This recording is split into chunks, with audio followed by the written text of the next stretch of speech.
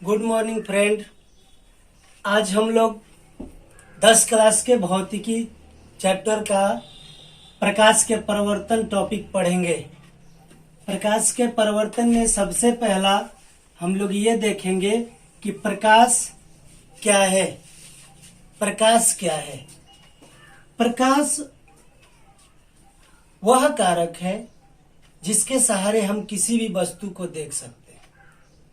प्रकाश आता कहां से है? तो प्रकाश कोई भी ऐसी, जब मानो सूर्य है, सूर्य से अगर प्रकाश चला तो प्रकाश जब भी चलता है एक बंडल के रूप में चलता है। बंडल के रूप में चलेगा जिसको हम लोग फोटोन बोलते हैं। फोटोन ये बंडल के रूप में चलता है। प्रकाश वह कारक है जिसके सहारे हम किसी भी वस्तु को देख सकते हैं।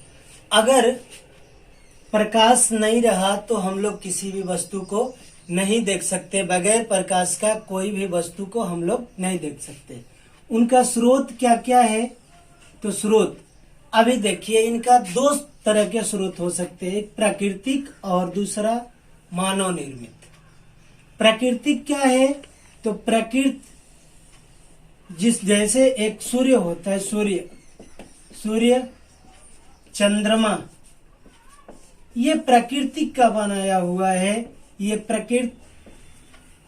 प्राकृतिक प्रकाश का स्रोत है।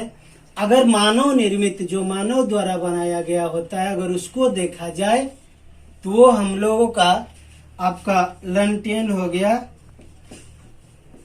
बल्ब हो गया, दिया हो गया, ये सारे चीज, ट्यूबलाइट वगैरह, ये सारे चीज मानव निर्मित होते हैं। अब प्रकाश प्रदीप्त, कुछ वस्तु हमको ऐसी भी मिलती है जो स्वयं का प्रकाश उत्सर्जित करती है। कुछ वस्तु हमको ऐसी मिलती है जो जिसका अपना प्रकाश नहीं होता है, जो प्रकाश उत्सर्जित करती ही नहीं है, दूसरे के प्रकाश से प्रकाशित होती है। अगर जिसके पास अपना प्रकाश है वो आपको प्रदीप्त वस्तु कहलाती है। जिसके पास अपना प्रकाश है वो प्रदीप्त वस्तु कहलाती है।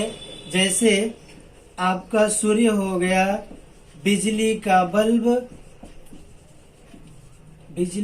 बल्ब, ये सारे चीज प्रदीप्त है। अप्रदीप्त वस्तु में अगर देखा जाए तो जिसके पास अपना कोई प्रकाश नहीं है, दूसरे के प्रकाश से प्रकाशमान होता है, जैसे आपका किताब, टेबल, कुर्सी इत्यादि, ये इनका कोई अपना प्रकाश नहीं होता है। इन पर अगर प्रकाश पड़ेगा तो प्रकाशमान होंगे। मानो कि इनके पास प्रकाश है या नहीं है वो अगर देखना है हमको, तो किसी अंधेरे कमरे में एक बुक को रख देते हैं। बुक को रखने के बाद अगर उस बुक को हम देखते हैं तो वो अंधेरे कमरे में बुक हमको दिखाई नहीं देगा, जब तक उस पे किसी स्रोत से आकर के प्रकाश न पड़ जाए। प्रकाश अगर उस पे पड़ेगा तो हमको वो बुक दिखाई देगी, अन्यथा वो बुक दिखाई नहीं देगी। आगे प्रकाश की किरणें। प्रकाश की किरणें किसको कहते हैं? ये किरणें है क्या? तो प्रकाश की किरणें एक सीधी रेखा में गमन करती है, एक समूह में गमन करती है। तो जो सीधी रेखा में गमन करेगी उसी को प्रकाश का किरण कहा जाता है। ये किरण पुंज के रूप में होता है। ये किरण पुंज का मतलब होता है किरण का समूह, किरणों का समूह। एक साथ बहुत सारी किरणें चलती है समूह के रूप में। ये 3 तरह का होता है, एक अपसारी, एक समांतर, दूसरा अभिसारी। अगर हमको अपसारी किरण पुंज देखना है तो वो क्या होता है कि कोई एक बिंदु स्रोत से प्रकाश की किरण निकल करके और फैलती हुई चली जाती है। अपसारी वह किरण पुंज है जो किसी बिंदु स्रोत से प्रकाश निकल करके और फैलती चली जाती है, उसको हम अपसारी किरण पुंज कहते हैं। दूसरा, समांतर किरण पुंज। समांतर किरण पुंज क्या है? इसमें प्रकाश की किरण जब भी चलेगी, इसमें प्रकाश की किरण तो समांतर रूप में चलेगी, समांतर चलती है एक समांतर रेखा में। यह समांतर किरण पुंज है। अब हमको अभिसारी अगर किरण पुंज देखना है तो अभिसारी किरण पुंज में ऐसा किरणों का समूह जो एक दूसरे जगह से आकर के किसी एक जगह पर इकट्ठा होना, मतलब अभिसरित होना, एक जगह पर इकट्ठा हो जाती है। वैसा किरण पुंज जो एक बिंदु स्रोत से आकर के और फैलती चली जाती है वो अपसारी, जो समांतर चलती है वो समांतर किरण पुंज, और जो एक बिंदु पर अभिसरित होती है, जुटती है, वो अभिसारी किरण पुंज कहलाता है। अगला पॉइंट है हमारा पारदर्शी, पारभासी और अपारदर्शी। लेकिन इससे पहले एक आता है प्रकाश का प्रकीर्णन। प्रकीर्णन, ये प्रकीर्णन क्या है? प्रकाश का प्रकीर्णन क्या है? तो प्रकाश का प्रकीर्णन उसको कहते हैं कि हमारे वायुमंडल में बहुत सारे धूलकण उड़ते रहते हैं, या कोई भी कण हो जिस पर प्रकाश पड़ करके और चारों तरफ विस्तारित हो जाती है, फैल जाती है, वैसी घटना को हम लोग क्या कहेंगे? प्रकाश का प्रकीर्णन कहेंगे। मानो एक कोई कण है, इस पर प्रकाश पड़ा तो ये प्रकाश चारों तरफ फैल जाता है, और चारों तरफ फैलने की घटना ही प्रकाश का प्रकीर्णन कहलाता है। प्रकाश के प्रकीर्णन के बाद ये आपका पारदर्शी। पारदर्शी के मतलब जिससे प्रकाश होकर के पूरे पूरे पार कर जाए, प्रकाश पार कर जाता है, प्रकाश पार कर जाए, जिससे होकर के प्रकाश पार कर जाए उसको पारदर्शी कहते हैं। जैसे अगर इसमें देखा जाए तो आपका पानी हो जाएगा, कांच हो जाएगा, कांच, शीशा, ये सारे चीज में प्रकाश पार कर जाता है। अब रहा पारभासी। पारभासी में क्या होता है? तो पारभासी में इसमें से ऐसा पदार्थ पाया जाता है जिसमें प्रकाश का कुछ ही मात्रा पार कर पाता है। पूरे पूरे प्रकाश पार नहीं कर पाएगा, कुछ मात्रा पार कर पाएगा। कुछ मात्रा किसमें पार कर पाएगा? तो हमारा बैलून का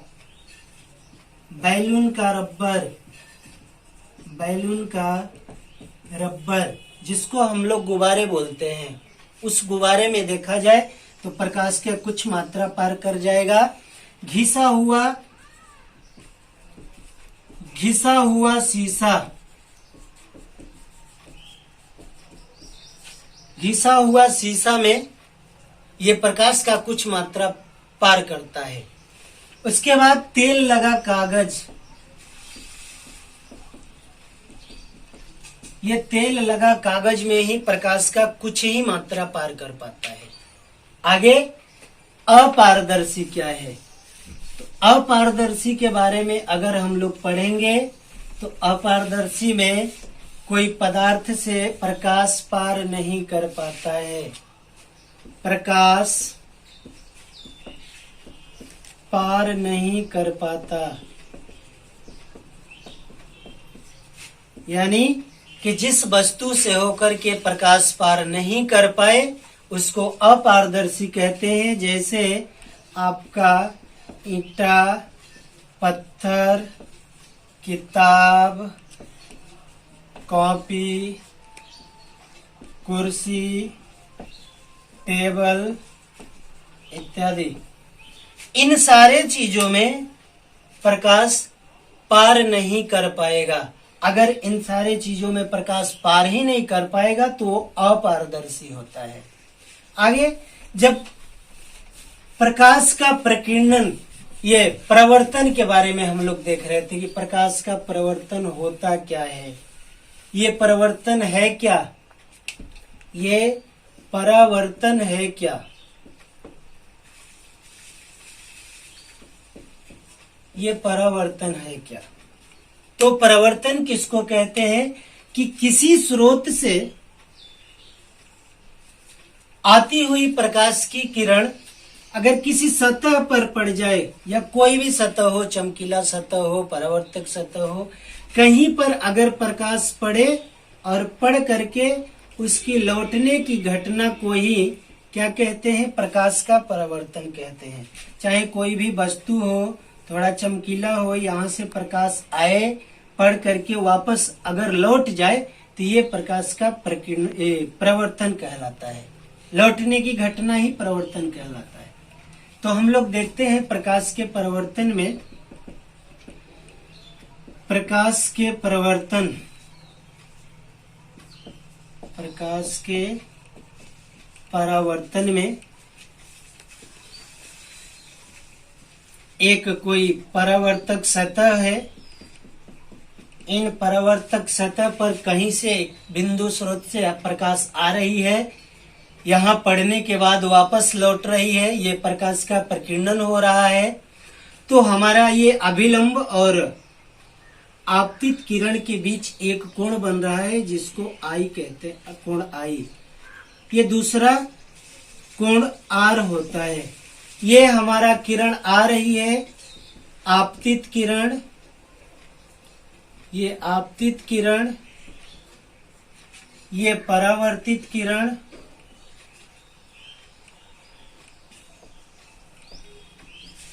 ये अभिलंब होता है, अभिलंब।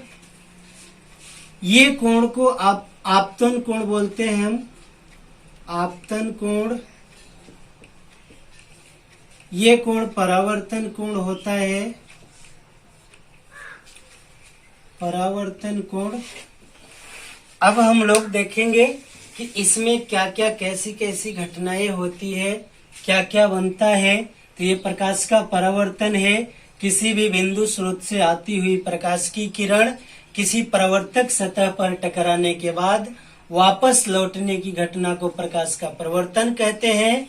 जो बिंदु किसी परावर्तक सतह पर आती है उसको आपतित किरण और वापस लौटती है तो परावर्तित किरण। इसमें बीच में एक अभिलंब लगा रहता है जो 90 डिग्री पर होता है। ये अभिलंब और आपतित किरण के बीच के कोण को आपतन कोण कहते हैं। परावर्तित किरण और अभिलंब के बीच के कोण को परावर्तन कोण कहते हैं। ये आपका परावर्तक सतह होता है, परावर्तक सतह इसको कहते हैं। बाकी बोलो, बाकी पॉइंट हम लोग कल देखेंगे। आज के लिए इतना ही, अगला पॉइंट कल। थैंक यू, धन्यवाद। आप लोग हमारे चैनल को, हमारे वीडियो को लाइक कर दें, चैनल को सब्सक्राइब करें ताकि, और शेयर भी करें साथ साथ, ताकि दूसरे लोगों को भी हेल्प मिल सके। ये लॉकडाउन में बच्चों को पढ़ने में बड़ी परेशानी हो रही है, जिसको देखते हुए हम लोग कुछ प्रयास कर रहे हैं ताकि बच्चों तक ये वीडियो पहुंच सके।